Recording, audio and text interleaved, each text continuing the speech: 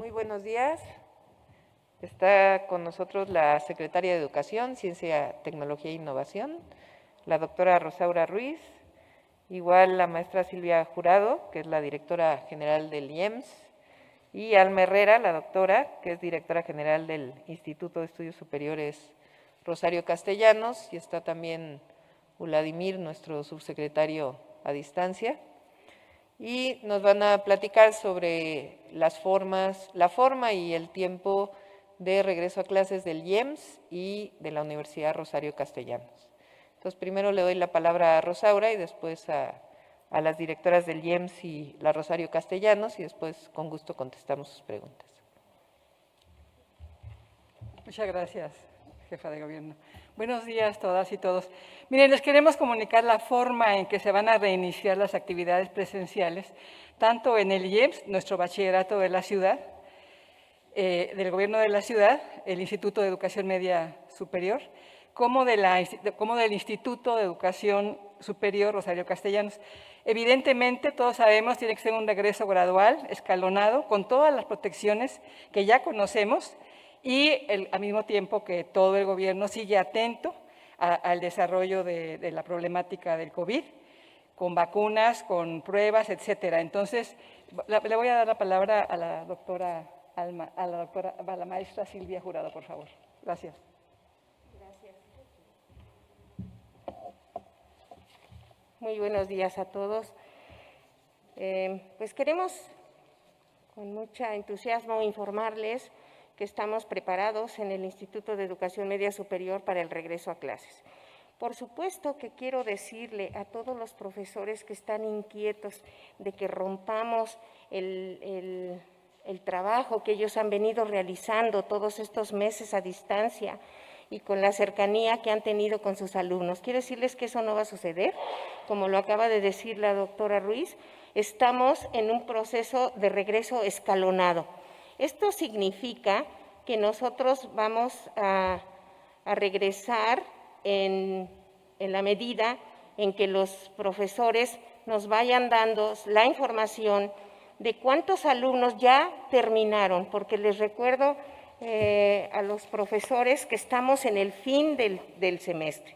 Entonces, recordando que tenemos una matrícula de 6,971 alumnos de SEMI y una escolarizada de 20,915 alumnos. En este caso, los del semiescolar van a seguir trabajando exactamente igual y solamente vamos a trabajar de manera cercana y escalonada y presencial con aquellos muchachos que tengan un rezago y que vamos a hacer grupos especiales para poderlos atender. Nosotros cerramos el ciclo escolar en el 2020-21B, si me pasan la que sigue, por favor. Estamos cerrando el ciclo escolar, por lo tanto, seguimos esta secuencia que llevamos de trabajo y no vamos a hacer alteraciones en ese sentido. Y volvemos a lo mismo, como ven en la gráfica, estamos brindando una atención diferenciada para el término exitoso del semestre. La que sigue. ¿Cuáles son las principales acciones que vamos a tener? Para tener este buen fin de ciclo, estamos programando las réplicas orales de los muchachos de sexto semestre, que están próximos a egresar. Los muchachos que tengan algún rezago en alguna asignatura y que sean de sexto semestre, les vamos a dar el intersemestral, que es una regularización para que ellos se pongan al corriente y puedan hacer su réplica oral. Posteriormente, pues en el semestre 2021-22A publicaremos la convocatoria y cada plantel ajustará sus protocolos. Este trabajo ha sido muy específico en cada plantel y en cada plantel nosotros hemos preparado y adaptado los protocolos dependiendo el número de alumnos, el número de profesores y las instalaciones propias de los espacios. Entonces, si me pasan la que sigue, por favor. Tenemos un proceso en la modalidad semiescolar, como ya les había comentado, se va a trabajar de esta manera.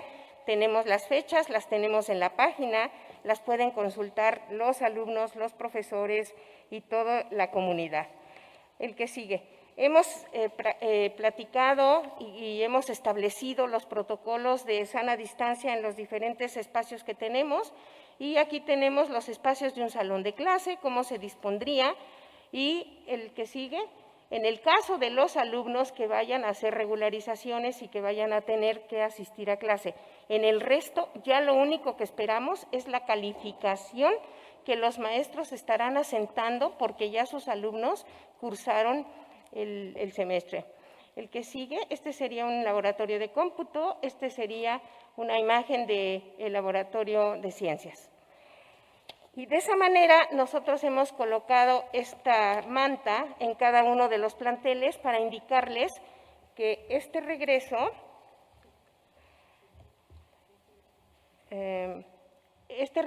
es el siguiente. A partir del 7 de junio, todos los planteles del IEMS están abiertos y el escalonamiento de la llegada es de la siguiente manera. El día lunes 7 llegamos todos los administrativos, independientemente de que ya habíamos estado trabajando de manera dividida, vamos a llegar para retomar todas las acciones, para revisar las señalizaciones de todo el plantel, los espacios, etcétera. El martes 8 ingresarán los docentes del IEMS. Los docentes del IEMS, que como siempre se ha repetido y se ha dicho en todas partes, el regreso es absolutamente voluntario, pero hemos recibido información de que están ellos ávidos de regresar para reconocer sus cubículos, sus espacios, sus documentos que tienen ahí, para volver a entrar a las salas de cómputo, para volverse a contactar desde los espacios de la escuela con los alumnos y poder hacer toda la estrategia que hemos planeado. Y el miércoles 9 ya empiezan a llegar los jóvenes. Definitivamente el primer bloque que vamos a recibir, como les comentaba, son los muchachos de sexto semestre que ya van de salida y que se pondrán de acuerdo con sus profesores, primero para recibir su calificación y segundo para saber quiénes de ellos tienen algún rezago y regularizarse para poder presentar sus réplicas orales que los harán egresar del bachillerato IEMS. Pues siéntanse seguros, siéntanse IEMS y tendremos un reencuentro IEMS seguramente muy, muy positivo. Gracias.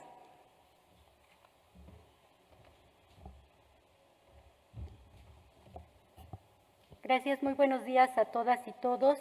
La siguiente, por favor. Vamos a presentarles la estrategia de reincorporación y reingreso al Instituto Rosario Castellanos. Quiero hacer el señalamiento de que desde febrero del 2020 instalamos en el Instituto la Comisión de Actuación y Contingencia COVID-19, que es quien ha venido retroalimentando y asesorando todas las acciones que hemos seguido. Y por otro lado, que en el marco de nuestro modelo híbrido, las 2.329 asignaturas que componen los 19 planes de estudio se encuentran actualmente en línea.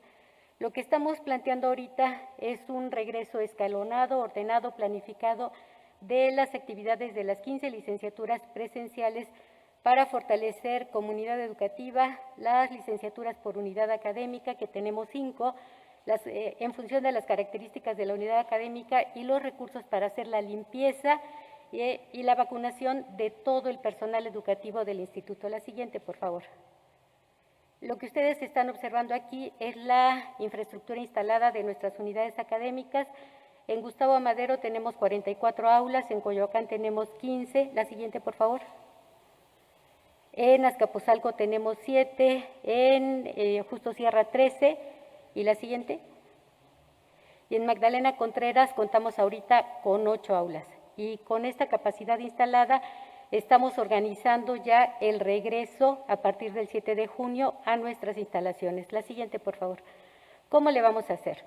La matrícula asignada en Gustavo Amadero es de 5,079 estudiantes, en Coyoacán de 1,937, en Azcapotzalco de 1,347, en Justo Sierra de 983 y en Magdalena Contreras de 677, organizados en 3 horarios a lo largo de los 5 días de la semana y ahorita estamos contemplando incluso el día sábado. A partir del 7 de junio y durante julio tenemos el programa de recuperación académica que implica el reingreso del 30% del total de la matrícula, un total de 3,007 estudiantes Los 7,000 restantes siguen teniendo sus actividades en línea en nuestro sistema de aulas híbridas en el Instituto Rosario Castellanos. En julio y en agosto viene la recuperación de matrícula y exámenes extraordinarios, y aquí el reingreso va a ser del 50% de la matrícula, que corresponde a 5,012 estudiantes también distribuidos a lo largo de los 3 horarios con los que operamos presencialmente en el instituto en todas las unidades académicas, y esperamos que a partir de septiembre, si el semáforo verde así lo permite, podamos tener ya el reingreso del total de la matrícula a las, entonces ya serían 6 unidades académicas del Instituto Rosario Castellanos. La siguiente, por favor. Esta gráfica presenta la forma como estamos organizando de acuerdo al horario de 7 a 11, de 11 a 3 y de 3 a 7 de la noche, de tal forma que estamos respetando los protocolos de sana distancia, de ventilación cuidadosa en cada una de las aulas que integran a todas las unidades académicas, y de todos los protocolos de limpieza y cuidado a la salud. La siguiente, por favor. Para cada unidad académica ya ahorita estamos instalando la señalización donde va a haber una entrada y una salida. No va a haber gente concentrada ni en las explanadas del campus, ni en los pasillos, o sea, todo el mundo va a llegar 5 minutos antes de la clase, se van a ubicar perfectamente bien y con una clara señalización en cada uno de los pupitres que están integrando cada una de las aulas, y a la salida va a ser de la misma manera, o sea, en orden, en fila, 1,5 metros de distancia, evitando cualquier aglomeración y cualquier concentración en las áreas abiertas y mucho más en las áreas cerradas del instituto. La siguiente, por favor. A partir del 7 de junio, las líneas de acción son la primera, promoción de la salud, que no solamente implica el cuidado a la salud física, sino también emocional. Ya estamos organizando los talleres de gestión emocional, los talleres de manejo de cuadros de ansiedad, sobre todo porque sabemos que derivado del confinamiento, las expresiones de problemáticas emocionales en toda la comunidad se han expresado. Entonces, con el grupo de psicología ya tenemos los programas y los talleres de promoción de la salud, el registro y apoyo académico de los casos de COVID, que fue, le dimos seguimiento a través de la Comisión de Actuación y Contingencia, el fortalecimiento de las capacidades del personal, sobre todo lo que se refiere al manejo de plataformas del modelo híbrido, pero también el protocolo de participación y de atención personalizada a la comunidad estudiantil y docente. La siguiente, por favor. El fortalecimiento de la cultura digital, el seguimiento al desarrollo académico a través de nuestros programas de recuperación, reforzamiento y asesoría bajo demanda, la consolidación del campus virtual y la recuperación de la vida académica presencial del Instituto Rosario Castellanos. Y la siguiente. Y finalmente, es lo que comentábamos a través del programa de Universidad Saludable, los programas de acción que van a tener el objetivo de generar procesos de contención emocional y de atención a la salud emocional de nuestra comunidad. La siguiente. Nos da mucho gusto informar que el 95.8% del personal educativo del instituto ya se encuentra vacunado, y ahorita estamos haciendo el seguimiento para que la pequeña proporción que aún no se vacuna puedan vacunarse y estar en condiciones óptimas de reingreso. La siguiente. Esos son los insumos con los que contamos en este momento. Tenemos gel, jabón para manos, cubrebocas, termómetros de mano y termómetros de tripié, para poder asegurar que el ingreso a la instalación también sea un ingreso seguro. Y me parece que esa era finalmente la última. Tiene que ver con mostrarles que contamos ya con la infraestructura tecnológica para mantener la atención en el instituto. Hemos metido red inalámbrica al 100% de las aulas en todas las unidades académicas, de tal forma que la consulta con bases de datos, revistas especializadas, biblioteca digital, va a ser permanente en el instituto. Y en este marco, incluso los sábados, vamos a estar proporcionando asesoría bajo demanda a estudiantes que por alguna razón no pudieron completar las actividades académicas y que pertenecen tanto a las licenciaturas híbridas presenciales como a las licenciaturas a distancia. Gracias. 7 de junio es el ingreso. Y Gracias, doctora, porque me faltaba comentar un asunto. En este momento estamos echando a andar un formulario para que todos los estudiantes que tienen algún problema de alguna asignatura, alguna temática específica y demás, puedan hacer una cita y programemos con cita las asesorías bajo demanda que se van a realizar a partir del 7 de junio y que van a ser permanentes para brindar esta atención de calidad y especializada a cada uno de nuestros estudiantes. Gracias. Bueno, entonces a partir del 7 de junio abren también las instalaciones tanto del IEMS como de Rosario Castellanos y van a entrar en un proceso paulatino en donde se va a privilegiar principalmente la regularización, en particular en el IEMS del último semestre, y en el caso de la Rosario Castellanos, de igual manera, pues todo el proceso de regularización y de contacto con sus profesores. Así que esto es el anuncio que queríamos hacer principalmente. Iniciamos ronda de preguntas y respuestas. Eduardo Quevedo, de Canal 14. Buenos días, jefa de gobierno y ponentes. Preguntarle, primer tema, sobre, ¿cree usted que es justa la decisión de la empresa Walmart de no reincorporar a las personas adultas mayores en su labor como empacadores voluntarios en sus tiendas?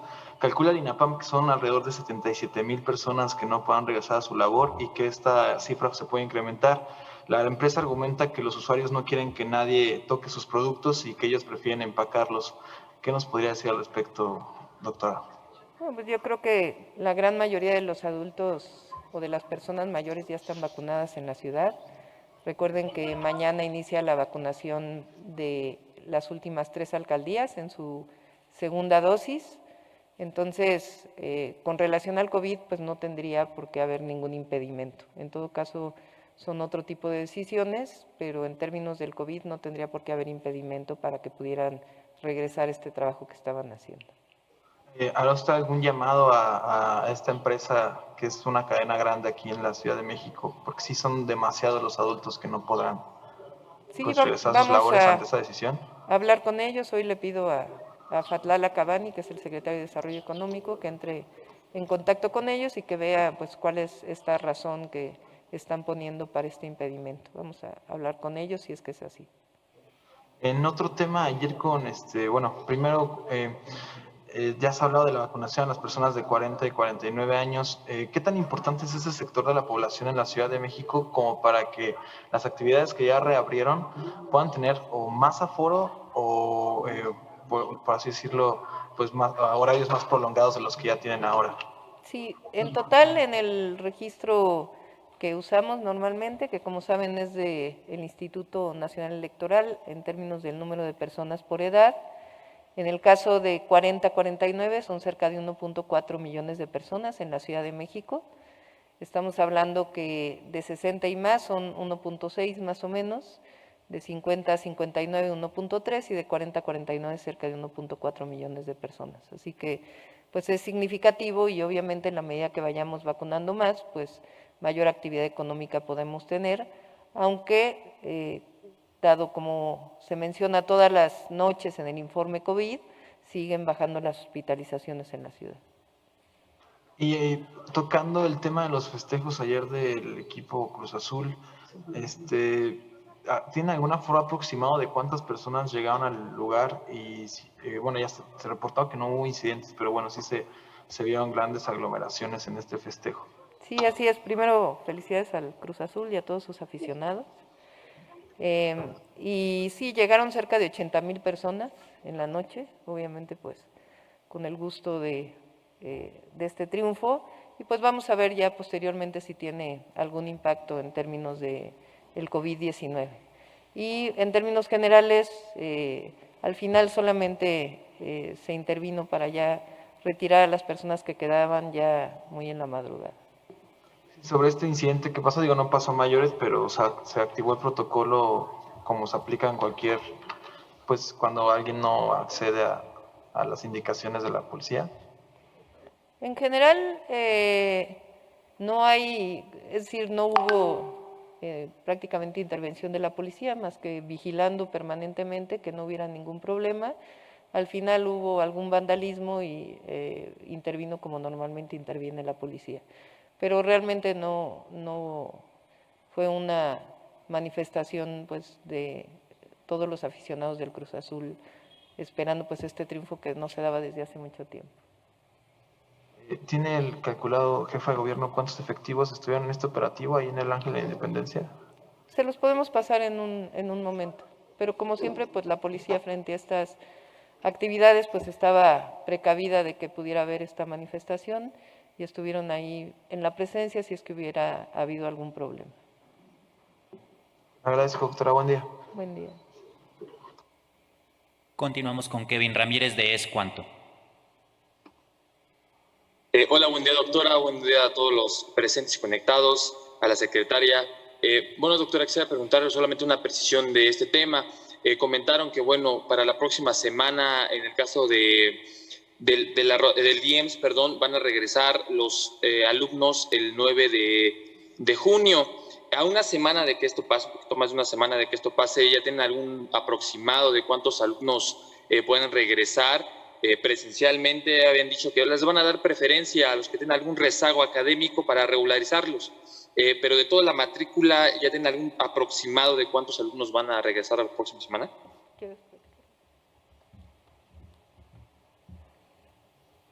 Mira, en cada plantel el número de alumnos varía, pero nosotros estamos considerando que van a regresar por plantel aproximadamente de sexto semestre, que es el primer día que regresan, deben regresar aproximadamente unos 300 jóvenes.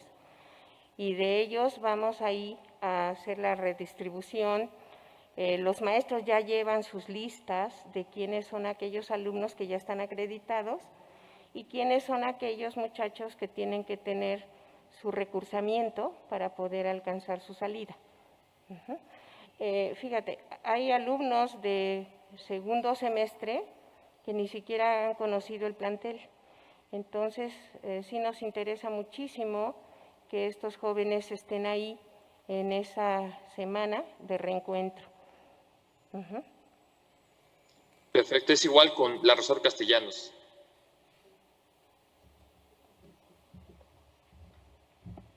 Sí, de Rosario Castellanos regresan a las 5 unidades académicas 3.007 estudiantes para todo el proceso de reforzamiento académico. Perfecto.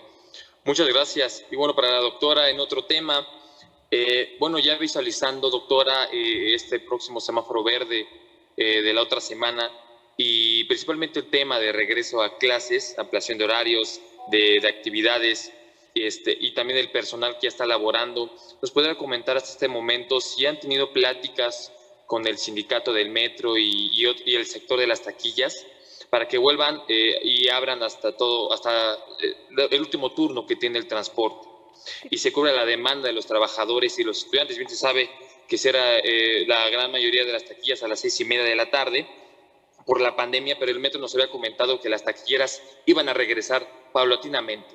Entonces, para cubrir la próxima demanda de los estudiantes, niños principalmente, ¿hay avances en que todas las taquillas regresen a su horario normal, doctora?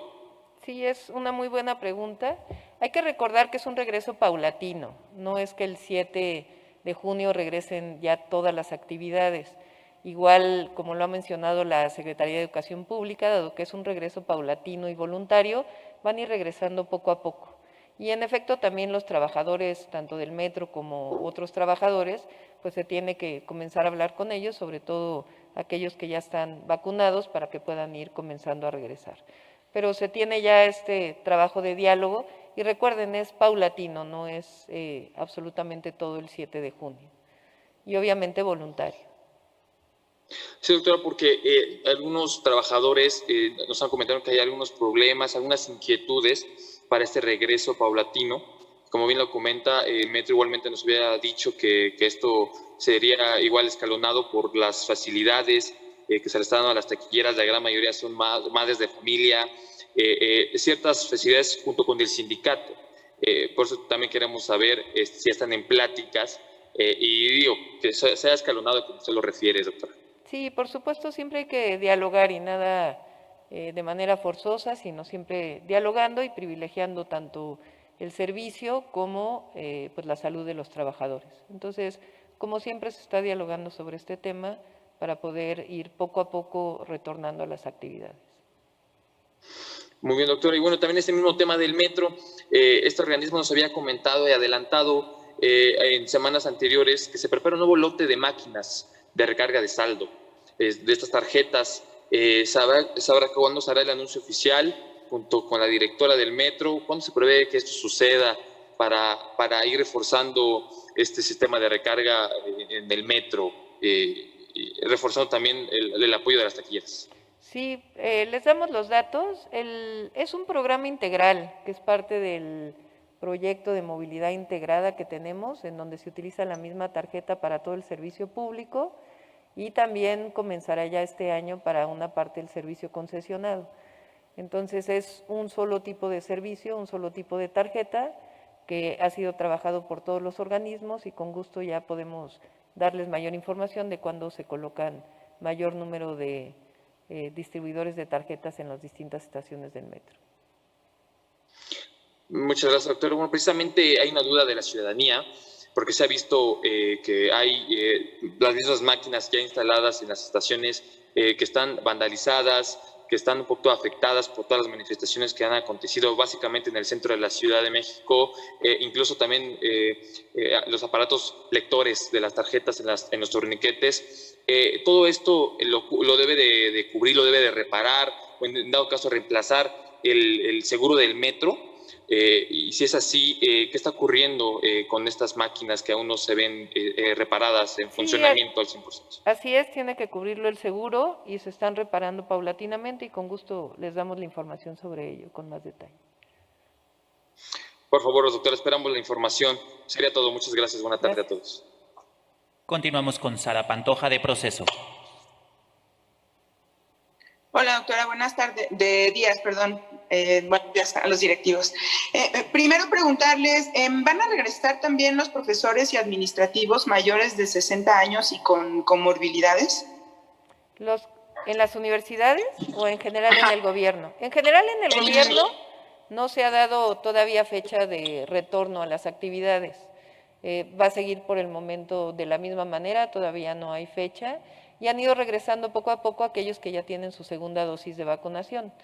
En el mismo caso están los trabajadores administrativos y académicos, todos fueron vacunados, todos fueron parte de la programación de vacunación de la vacuna CanSino que se hizo la semana antepasada ya, hace una semana. Es decir, fue todo el personal educativo, no solamente maestros y maestras. Ok, entonces ya con esta vacunación sí van a regresar a los planteles. Perdón, es que no terminé mi pregunta. ¿Sí regresarían a los planteles personas mayores de 60 y administrativos también, profesores y administrativos? Sí, recuerden que el regreso es voluntario y por eso están trabajando las directoras para poder hablar con cada uno de los profesores, profesoras, trabajadores, para que vayan regresando paulatinamente. Ok, y mencionaba la directora de la universidad que solo se vacunó 95.8%. ¿Qué pasa con ese otro? Es un porcentaje pequeño, pero ¿por qué no se vacunaron? Ahorita se están programando estas vacunas, nos reportan que no pudieron. Hay 1 o 2 casos que no quieren vacunarse. La vacunación también es un proceso voluntario. De todos modos, todo eso lo tenemos registrado, con la idea de asegurar el retorno seguro y asegurar la salud de los estudiantes. ¿Sí? Y en el caso de los que no se quisieron vacunar, digamos, de manera voluntaria, ¿ellos cómo van a dar clases? ¿O si van a regresar o van a seguir por internet? Nuestro modelo educativo es un modelo híbrido. Todas las asignaturas de todas las licenciaturas se encuentran en las 2 modalidades, tanto de manera presencial como a distancia. Entonces, dependiendo del esquema y de la estructura misma del contenido y de la posición de los profesores que no se quisieron vacunar, que son muy pocos, son como 2 o 3 casos, ellos podrían seguir impartiendo las asesorías en línea porque todo está diseñado en nuestra plataforma. Bien, le agradezco mucho. Gracias. Doctora. Doctora Sheinbaum, en otro tema, en la edición de esta semana, en proceso, publicamos un texto en el que la oposición señala, entre comillas, el mal manejo de la pandemia y la tragedia de la línea 12 como situaciones que darán desventaja al partido Morena, al que usted pertenece, en las elecciones del próximo domingo. Obviamente Morena defiende la posición, lo que se ha hecho. También publicamos datos de encuestas que muestran que después de la tragedia del metro, el nivel de aprobación de la jefa de gobierno bajó muchos puntos. Entonces, quiero preguntarle si usted considera que hay riesgo de que el próximo domingo, con estas situaciones, haya un voto de castigo a Morena en las alcaldías y el Congreso. Difícilmente puedo entrar al debate, o sea, tu pregunta en medio de la veda electoral pues es complicada resolverla. Lo que sí puedo decir es que hay un gran entusiasmo en la ciudad y que van muy bien las cosas. Y que todo lo que tiene que ver tanto con la pandemia, ahí está pues la disminución de las hospitalizaciones, y con relación a la línea 12, como lo hemos dicho, en su momento cuando salga el dictamen se va a dar a conocer la verdad y se va a llegar hasta las últimas consecuencias en todos los casos.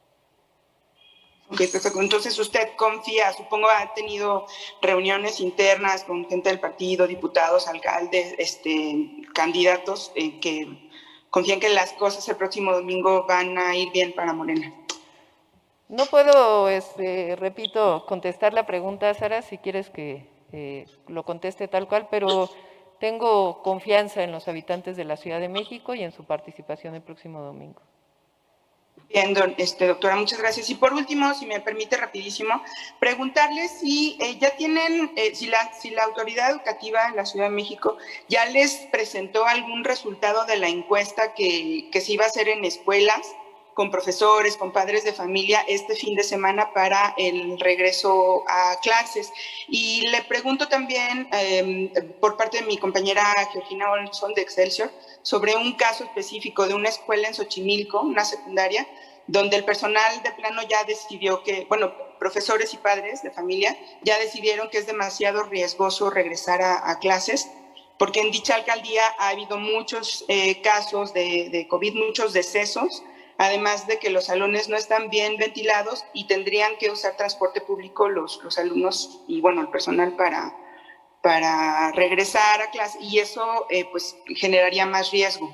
Sí, como lo mencionó la Secretaría de Educación Pública, más que el fin de semana, el día de hoy también se celebran distintas reuniones de consejos técnicos en las escuelas y repetimos, es un regreso voluntario y el objetivo es ir retornando a las aulas, que aquellos niños y niñas que no han tenido oportunidad de estar en contacto con sus maestros lo puedan hacer, pero evidentemente esto está definido por la Secretaría de Educación Pública, que es quien tiene a cargo la educación básica en la Ciudad de México, también como lo definan las escuelas privadas, que también están regresando bajo distintas modalidades, y cada escuela se va a poner en contacto con su comunidad para que puedan conocer pues esta evaluación que se ha hecho en cada uno de los consejos técnicos.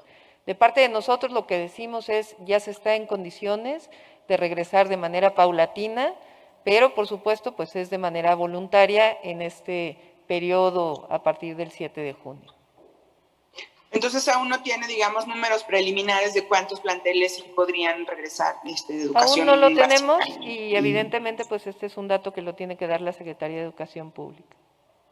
Y en cuanto a las universidades, doctora, la UAM, el POLI, la UNAM, ¿tiene información de eso o también ellos lo anunciarán? Sí, ellos ya lo han ido anunciando en estas fechas. Ellos también plantean un inicio también escalonado y un ingreso ya hasta el siguiente semestre, pero que en este periodo se abran también las instalaciones y comience a entrar distintas actividades. Pero como son instituciones autónomas, pues ya les corresponde a ellos dar la información. Doctora, y en el caso que le comento de Xochimilco, ¿usted sabe de escuelas, de planteles en esta misma situación que ya hayan decidido no regresar a clases? Repito, es algo que depende de las propias comunidades estudiantiles y académicas, que lo está coordinando la Secretaría de Educación Pública.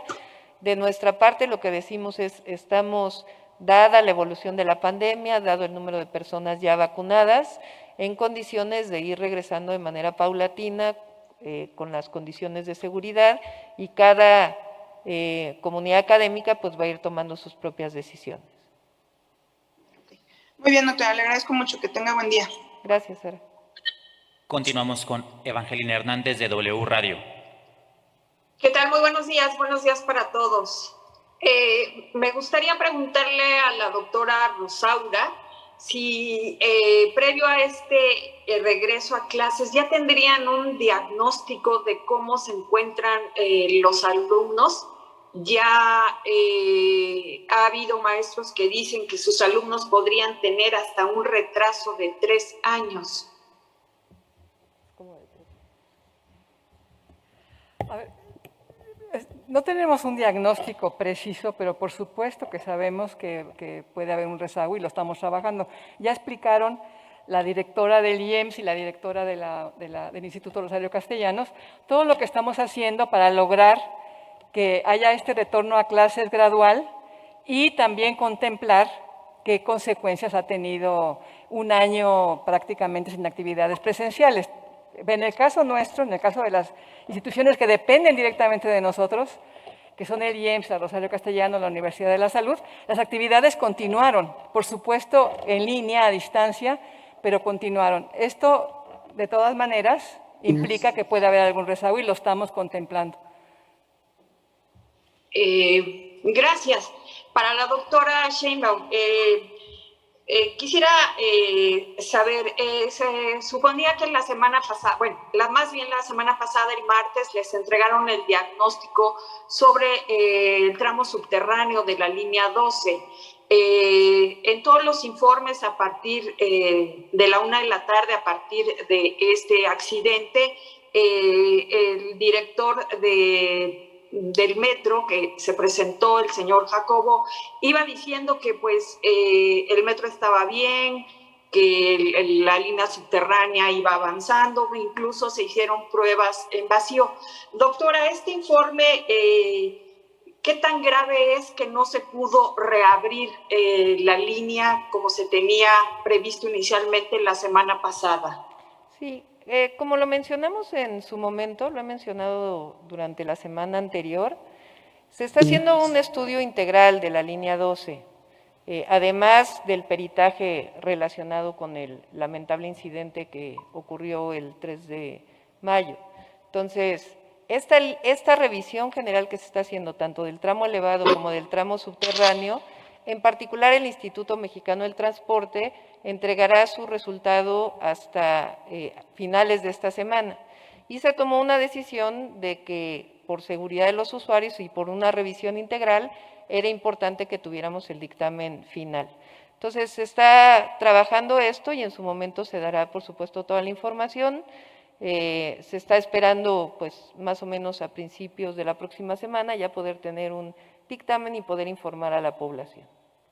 Entonces le podríamos decir a la población que pues ha sufrido mucho a partir de este accidente, que la próxima semana ya podrían tener el anuncio de cuándo, si se abre o no se reabre este tramo subterráneo. Lo más importante, y creo que ahí está de acuerdo toda la población, todos los usuarios, es esta revisión que estamos haciendo después de lo que ocurrió. Y que esta revisión tiene que ser profesional y tiene que ser con expertos, de tal manera que tengamos la certeza de que en efecto hay seguridad en su reapertura. Y en particular sobre lo que ya conocemos, sobre el lamentable incidente, esta tragedia donde perdieron la vida 26 personas, se está haciendo un peritaje por parte de una empresa internacional que lo daremos a conocer en su momento y también la Fiscalía General de Justicia de la Ciudad de México está trabajando por su parte lo que esto significa. Entonces va a haber verdad y se va a conocer todo, pero es importante que se haga un estudio a fondo de esta línea y que podamos dar la información por la seguridad de los usuarios. Entonces, la reapertura, en caso de que se dé, ¿podría tardar más de 15 días? Vamos a esperar cuál es el informe que se nos presenta y a partir de este informe dar toda la información a la población, que ha sido la manera en que siempre hemos actuado y que vamos a seguir actuando. Gracias. Última pregunta, Salvador Corona del Universal.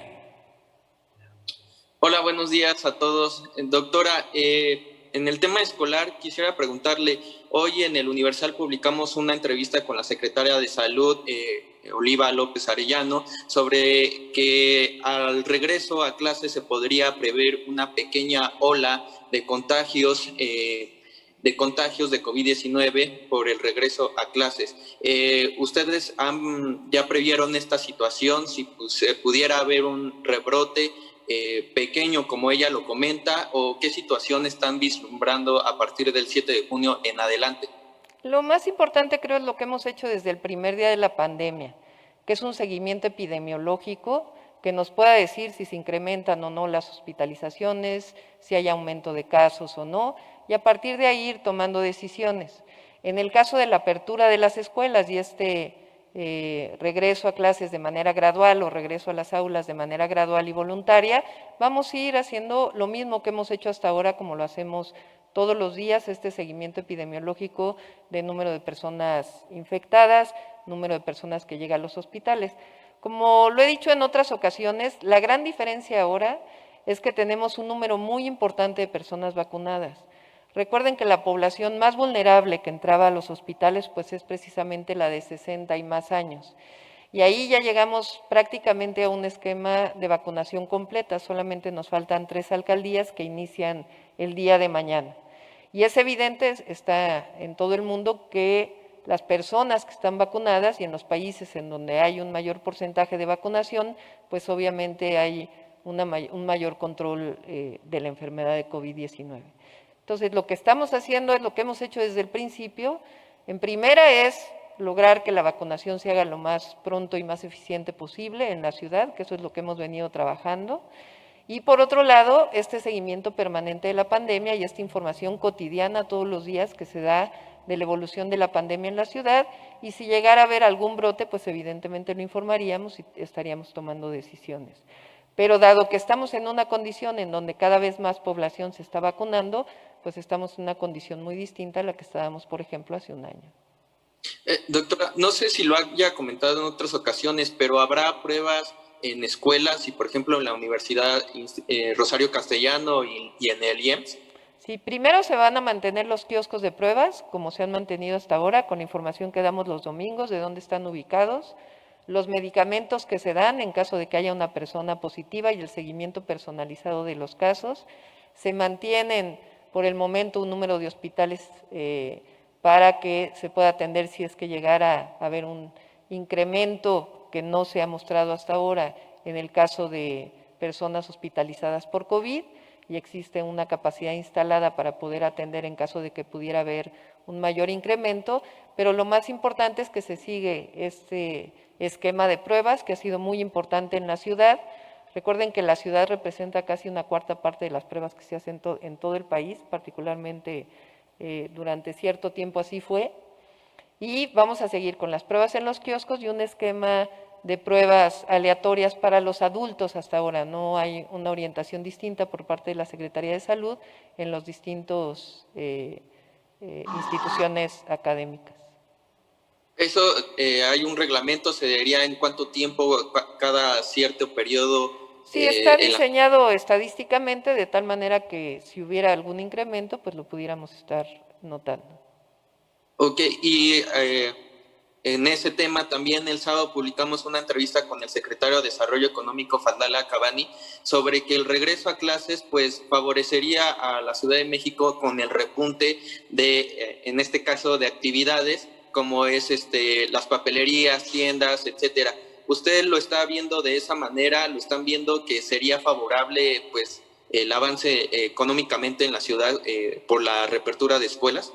Toda actividad económica, cultural, social que se abre en la ciudad pues representa evidentemente una posibilidad de incremento en la actividad económica. Entonces, la decisión de las escuelas no se toma por un asunto económico, sino se toma por la evolución de la pandemia. Pero el abrir las escuelas, pues evidentemente tiene impacto sobre la actividad económica.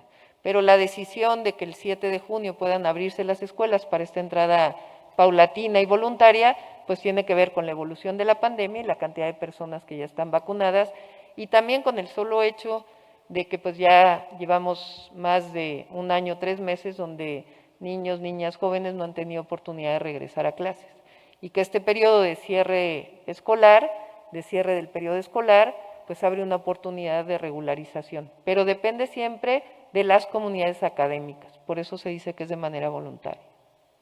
Doctora, de esas casi 2.500 escuelas que están realizando tequios, ¿tienen un porcentaje de cuántas abrirán el 7 de junio?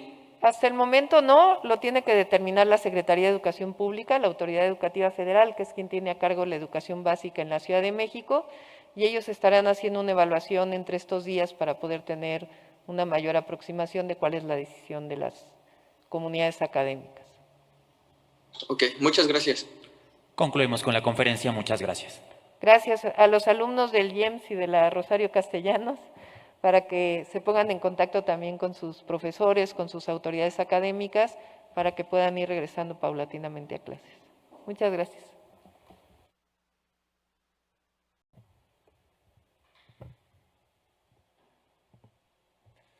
Muy buenas tardes a todas, a todos. A continuación vamos a presentarles el informe de atención a víctimas correspondiente al día de hoy, 31 de mayo de 2021. Con información al último corte, tenemos 26 personas sensiblemente fallecidas, 8 personas aún hospitalizadas, 1 persona en recepción para seguimiento hospitalario y 89 altas hospitalarias acumuladas. Están viendo en pantalla, he venido precisando cómo es el derecho a una reparación integral del daño. Simplemente reiterar que se trata de medidas que se complementan la una a la otra, que no se excluyen, que se complementan y que hemos ido implementando cada una de ellas como a continuación preciso. Hemos entregado medidas emergentes de tipo económicas, ya no preciso el detalle, ya que anteriormente he dado el informe. Se mantienen hasta este momento medidas emergentes en materia de salud integral a todas las víctimas. Asimismo, implica la entrega de medidas de alimentación y alojamiento, particularmente y con especial énfasis a las víctimas, personas afectadas aún en situación de hospitalización. Continúa la mesa centralizada de trámites en el que más adelante daré los avances. Asimismo, relacionado a las brigadas para medidas de asistencia, que implica la visita en casas habitación de las propias personas afectadas, con la atención y seguimiento personalizado de manera puntual y directa por una servidor y servidor público, en el que se da seguimiento a las necesidades y a las vulnerabilidades de cada núcleo de familia. Queremos precisar e informar a la ciudadanía que, tratándose de la emisión de planes individuales, hasta este momento ya hemos anticipado medidas de reparación propiamente de tipo colectivas. Me refiero a, tratándose de las becas de niñas, niños, adolescentes y jóvenes, que más adelante daré la precisión del dato actual, así como medidas de acceso al empleo y autoempleo. ¿Qué buscamos? Generar autonomía, resiliencia y un proyecto de vida, tratándose de las personas afectadas, a fin de que puedan retomar su proyecto y en esa medida generar reincorporación a sus actividades. En materia de avance de las medidas de asistencia, como ya adelantaba, fueron publicadas las becas tratándose de manutención para asegurar el acceso general al derecho humano a la educación. Hasta este momento hemos entregado 153 becas a niños, niñas y adolescentes pertenecientes a un universo de 95 familias. Está viendo en pantalla precisamente la evidencia de cómo se ha generado la entrega. Es una tarjeta electrónica en el que de manera mensual, durante los primeros 10 días hábiles, se genera el depósito, en este caso del importe correspondiente, con lo cual, reitero, buscamos asegurar, garantizar y que no quede dudas de que las niños, niños y adolescentes en todo momento se garantice el derecho humano a la educación, con un efecto transformador. ¿A qué nos referimos? A que impactamos de manera directa el núcleo de familia en su beneficio, de tal suerte que hasta este momento 153 becas entregadas pertenecientes a 95 familias.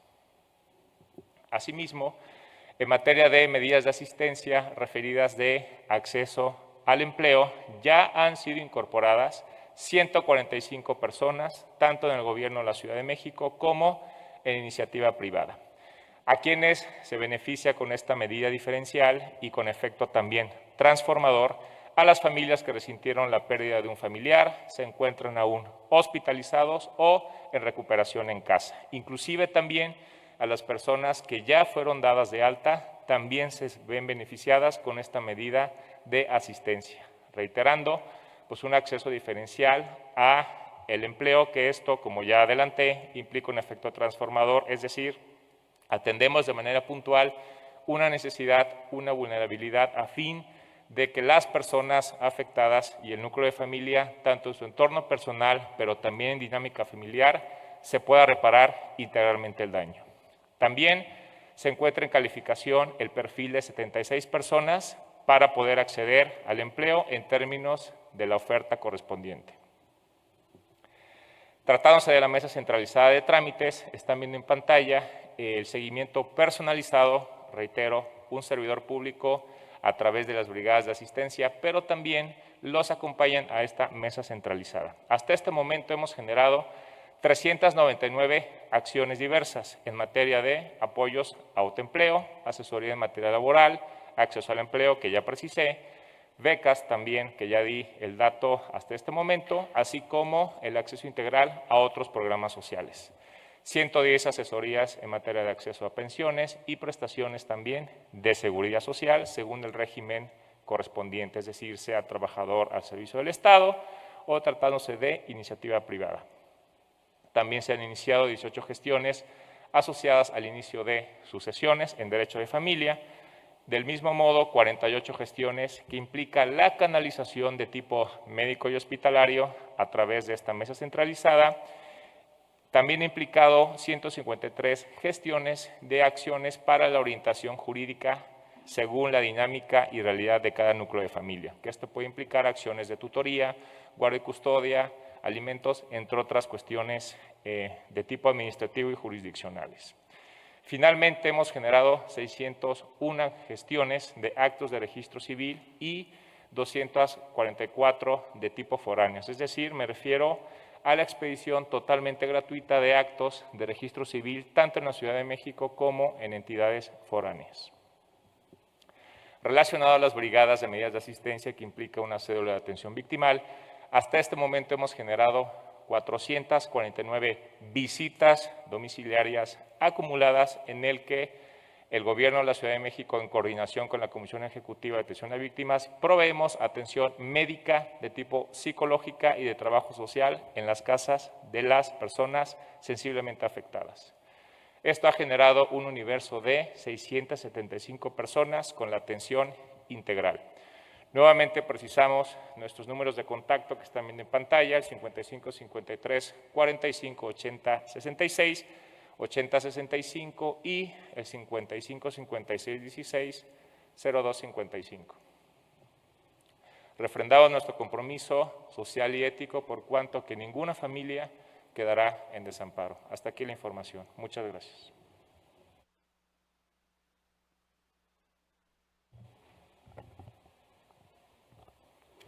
Muy buenas tardes a todos y a todas. Como lo hemos venido haciendo, seguimos informándoles sobre los avances de los trabajos en la zona cero. El día sábado se concluyó con el desmantelamiento de las dos secciones que conformaban el tramo colapsado del viaducto elevado de la línea 12. Las maniobras fueron supervisadas por personal técnico especializado en todo momento y los trabajadores que participaron en ellas contaban con el equipo de seguridad adecuado para llevar a cabo estas labores. Debido al tamaño de las losas, fue necesario dividirlas en segmentos a fin de no exceder las dimensiones de las plataformas que las trasladarían al taller de resguardo. Para estas labores se utilizaron 4 grúas de alto tonelaje, 5 plataformas, un camión articulado, una canastilla tipo Jenny, compresor, equipos de oxicorte, martillos neumáticos y cortadores de discos para concreto. Participaron en estas acciones alrededor de 100 personas de diversas dependencias como la Secretaría de Obras y Servicios, la Fiscalía General de Justicia, la Secretaría de Seguridad Ciudadana y la Secretaría de Gestión Integral de Riesgo y Protección Civil. Todas las maniobras fueron videograbadas por peritos de la Fiscalía a fin de detectar si durante las mismas se pudiesen haber producido alteraciones en los elementos estructurales. Las losas y traves desmanteladas se comenzaron a trasladar desde el sábado por la noche, proceso que culminó ayer domingo alrededor de las 14 horas, cumpliendo en todo momento con la cadena de custodia. La tarde de ayer se concluyó con la desmovilización, además de toda la maquinaria que se encontraba en la zona cero, así como del personal de las dependencias que permanecieron allí desde el 3 de mayo. En el sitio se mantiene un puesto de mando de la Secretaría de Gestión Integral de Riesgo y Protección Civil y algunos elementos de la Secretaría de Seguridad Ciudadana.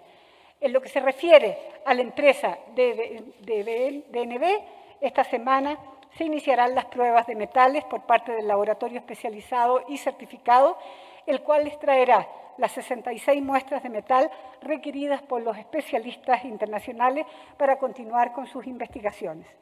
Estos trabajos se llevarán a cabo en el taller de resguardo, siguiendo estrictamente los protocolos establecidos por la Fiscalía.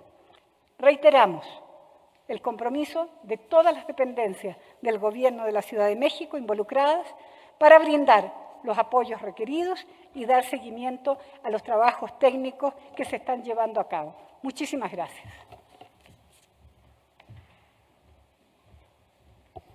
Buenas tardes. Voy a dar información sobre la estrategia de apoyo a la red de movilidad integrada en apoyo a los usuarios de la línea 12 del metro de Tláhuac. Como saben, estamos operando con unidades del ORT, del Servicio de Transportes Eléctricos, de RTP, de Metrobús, de la empresa ADO y algunas unidades del Estado de México que extendieron su recorrido. Tenemos el recorrido en RTP y el transporte concesionado con un costo de 5 pesos y el recorrido express por Metrobús, que es gratuito, de Tláhuac a Tlalilco, con una transferencia del metro gratuita en la línea 8. También contamos personal de apoyo de las diversas instituciones de la Ciudad de México. Como les decía, estamos en dos modalidades, el que va con Metrobús con carril confinado, solo 4 paradas, Tláhuac, Nopalera, Tezonco y Atlalilco, y el servicio ordinario que hace todas las paradas en las estaciones de la línea 12 del metro. El servicio express de Metrobús llega hasta Atlalilco, así que las personas que quieran hacer recorridos más largos pueden hacer el transbordo aquí, digamos aquí en Atlalilco, o si quieren pueden quedarse en las unidades de RTP desde el inicio de su viaje en Tláhuac. Los tiempos de espera, comparando domingo a domingo, tuvimos una reducción de 7 minutos de espera a 5 minutos de espera el día de ayer y una ocupación promedio también de 38% en promedio a 24% en promedio, estos dos datos en hora pico de la mañana. En hora pico de la tarde estamos más o menos igual que el domingo pasado, entre 6 y 7 minutos y también el nivel de ocupación alrededor de entre 30 y 35%. Estos son datos sobre la operación del Metrobús. Como pueden ver, ahí estamos usando los datos del segundo día de operación, mañana, tarde y noche. Tenemos en la barra azul las unidades que van en dirección Tláhuac y el tiempo que les toma de recorrido, y en la barra café los que van en dirección a Tlalilco. Como pueden ver, hay una reducción consistente a través de los días, va mejorando la operación, es una operación que todavía está en pruebas operativas. El tiempo promedio de recorrido a Tlalilco-Tláhuac es de 55 minutos y el tiempo promedio de recorrido Tláhuac-Tlalilco es de 53 minutos. Como ya lo anunció ahorita la secretaria de Gestión Integral de Riesgo y Protección Civil, al removerse los materiales y escombros que estaban en la zona del incidente, se van a mejorar los tiempos. Hubo algunos cortes de circulación todos estos días justamente por las maniobras de obra que se han estado haciendo y algunos cortes que tienen que ver con la propia repavimentación y balizamiento que se está haciendo de Avenida Tláhuac justamente para mejorar la operación. Por lo tanto, estos números en este momento siguen siendo parte de las pruebas, pero es lo que nos permite ir ajustando para mejorar el tiempo de traslado de las y los usuarios de transporte público. El día de hoy, como en otros días, iniciamos en hora puntual. Ya se retiraron la trave y los escombros de la zona de Tezonco Olivos. También en términos de accesibilidad, como saben, estamos trabajando con unas plataformas y escalerillas para subir, para subir al Metrobús, y justamente Comiac y CIMA nos prestaron unas sillas que permiten que las personas en silla de ruedas puedan subir por las escaleras. Y también vale la pena recordar que las unidades de RTP cuentan con una rampa que digamos se puede desplegar y se puede subir también con silla de ruedas desde la banqueta. Entonces esto nos ha permitido mejorar el servicio para las personas que tienen alguna discapacidad. Muchas gracias a todas y a todos. Muchas gracias en particular a los usuarios de transporte público de la Ciudad de México.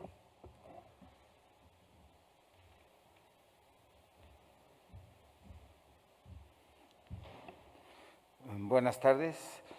Con respecto a la dictaminación estructural de los tramos elevados de las líneas 4, 9 y B del servicio Metro, tenemos lo siguiente.